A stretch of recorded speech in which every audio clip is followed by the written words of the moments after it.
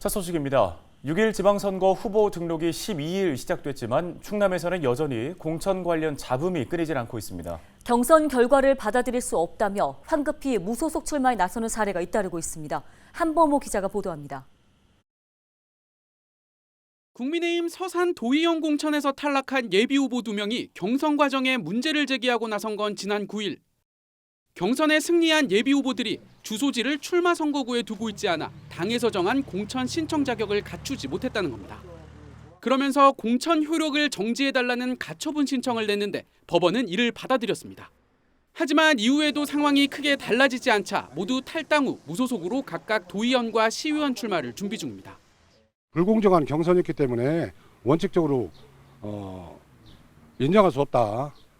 그것을 항의를 했지만 받아들이지 않는 분위기고, 마냥 기다리고만 있으면 또 당적을 가지고 있는 본인으로서는 무소속 등 이런 추후 대책을 준비하기에는 상당히 촉박한 상황이었었고. 공천 효력이 정지된 이후 국민의힘 충남도당의 대응도 반발을 사고 있습니다. 후보 등록 시작일 하루를 앞두고 공천 추가 신청 공고를 올렸는데 이전 공고엔 포함돼 있던 주소지 요건이 이번엔 빠진 겁니다. 그 추가 공고란에 그 부분이 삭제가 됐습니다. 이 부분은 단순한 의도로 보입니다. 굉장히 불공정하게 정당 정치의 폐해가 아닌가 그런 생각이 들고 있습니다.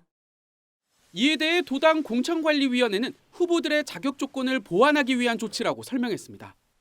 그러면서 이번 사안이 도덕성이나 자질이 아닌 단순 거주 요건에서 비롯된 만큼 기존 공천 확정자를 그대로 최종 후보로 결정했다고 밝혔습니다. 사실상 경선 없이 진행되는 전략공천인 셈입니다. 서산시 2선거구와 3선거구에 당에서 내세운 소위 그 후보자의 거주 요건이 맞지 않아서 그걸 다시 보완하는 차원에서 재공고를 냈습니다. 기초단체장 공천 잡음도 계속되고 있습니다.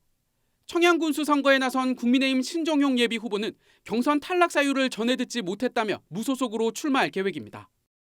역시 국민의힘 공천 결과에 불복했던 황선만 청양군수 예비후보와 김세호 태안군수 예비후보는 법원이 공천 효력 정지 가처분 신청을 받아들이지 않아 출마를 접게 됐습니다. 헬로티비 뉴스 한보호입니다.